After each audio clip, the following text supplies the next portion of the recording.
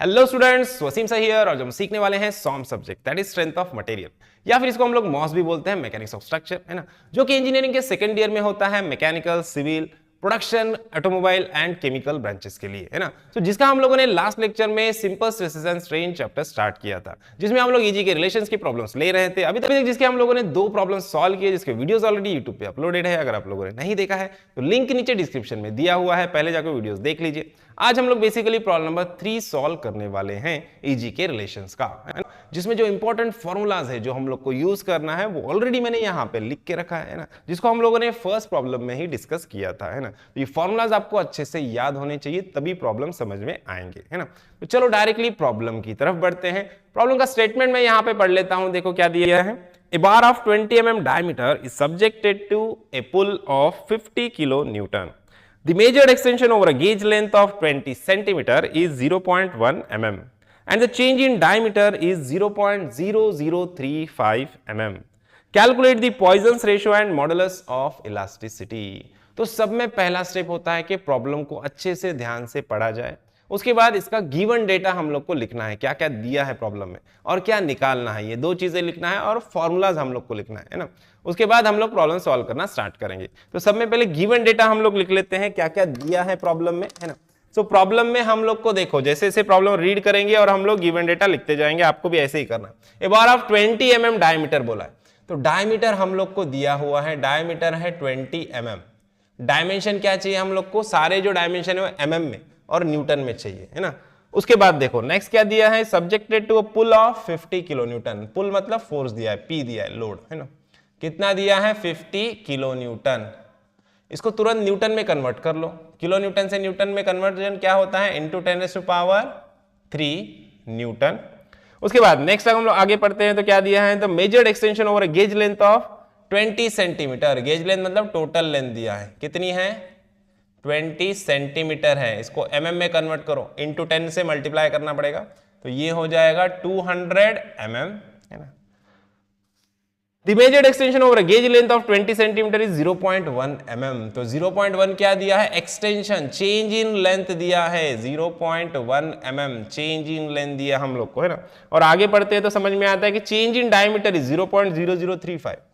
Change in diameter मतलब delta D दिया है, 0.0035 mm दिया है, ये चेंज इन डायमीटर दिया है। Calculate the Poisson's ratio and modulus of elasticity. Poisson's ratio मतलब म्यू की वैल्यू निकालना है और मॉडुलस ऑफ इलास्टिसिटी मतलब कैपिटल ई की वैल्यू हम लोग को यहाँ पे फाइंड आउट करनी है। तो चलो प्रॉब्लम के सॉल्यूशन की तरफ बढ़ते हैं।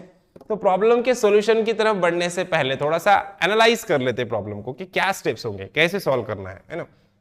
यहां पे हम लोग ध्यान से देखते हैं, डेल्टा डी दिया है, म्यू निकालना है ना। तो म्यू का फॉर्मूला हम लोग देखते हैं, यहाँ पे lateral strain by linear strain है।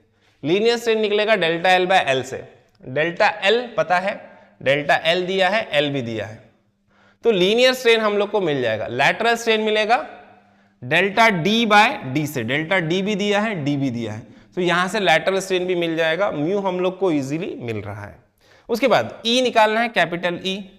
कैपिटल ई के लिए अगर इसको हम लोग ध्यान से देखते हैं, म्यू मिला है लेकिन जी भी नहीं पता, के भी नहीं पता, तो ये 3 रिलेशंस हम लोग यूज नहीं कर सकते, है ना। सो ई निकालने के लिए फिर ये वाला फॉर्मूला यूज कर सकते हैं, stress by strain. Linear strain तो हम लोग को मिल रहा है, यहां से स्ट्रेस मिल सकता है क्या, स्ट्रेस होता है P/A, तो यहां पे P दिया है हम लोग को और डायमीटर दिया है, डायमीटर से हम लोग क्रॉस सेक्शनल एरिया निकाल सकते हैं। तो यही रहेंगे हमारे स्टेप्स। सब में पहले क्या करना है, लीनियर स्ट्रेन और लैटरल स्ट्रेन निकालो, वहां से म्यू मिल जाएगा। सब में पहले लीनियर स्ट्रेन हम लोग फाइंड आउट करते हैं। सो देखो linear strain is equals to क्या है formula, delta L upon L, है ना। अब डेल्टा एल हम लोग को दिया है, कितना है, 0.1 है ना? और एल कितना है, एल भी दिया है अपने को, कितना है, 200 mm में कन्वर्ट किया हम लोगों ने इसको। अभी वैल्यू कैल्शियम में पुट करो और कैलकुलेट करो, तो यहां से आपको लीनियर स्ट्रेन का वैल्यू मिल जाएगा 5 × 10⁻⁻⁴। अब लीनियर स्ट्रेन है, इसके लिए इसको कोई यूनिट नहीं रहेगा, लेंथ बाय लेंथ है, mm कैंसिल हो जाएगा, है ना। अब लीनियर स्ट्रेन हम लोग को मिल चुका है, म्यू निकालने के लिए और क्या चाहिए, लैटरल स्ट्रेन। तो लैटरल स्ट्रेन लगे हाथ तो निकाल लेते हैं हम लोग। यहाँ पे देखो lateral strain is equal to क्या रहेगा formula, delta D upon D, change in diameter by original diameter. तो चेंज इन डायमीटर हम लोग को दिया हुआ है, क्या है 0.0035 अपॉन ओरिजिनल डायमीटर दिया है अपने को 20 mm, डिवाइडेड बाय 20 करो। अब ये सारा वैल्यू अच्छे से कैल्शियम में पुट करो और कैलकुलेट करो, तो यहां से आपको लैटरल स्ट्रेन का वैल्यू मिल जाएगा 1.75 इंटू 10⁻⁻⁴। अगेन लैटरल स्ट्रेन है, इसको कोई यूनिट नहीं रहेगा, diameter by diameter, mm cancel, है ना। अब लीनियर स्ट्रेन मिला, लैटरल स्ट्रेन मिला, लगे हाथ तो म्यू निकाल लेते हैं, Poisson's ratio. Mu is equal to क्या है formula, lateral strain by linear strain. So lateral strain है हमारा 1.75 इंटू 10⁻⁻⁴ और लीनियर स्ट्रेन है 5 इंटू 10⁻⁻⁴। ये 10⁻⁻⁴ कैंसिल हो जाएंगे, बाकी का वैल्यू कैल्शियम में पुट करो, तो यहां से आपको म्यू का वैल्यू मिल जाएगा 0.35, है ना, ये मिला म्यू का वैल्यू। अब म्यू मिल चुका है, हम लोग को निकालना है ई के लिए स्ट्रेस बाय स्ट्रेन चाहिए, लीनियर स्ट्रेन हमारे पास है, स्ट्रेस निकालना है, स्ट्रेस का फॉर्मूला है P अपॉन ए।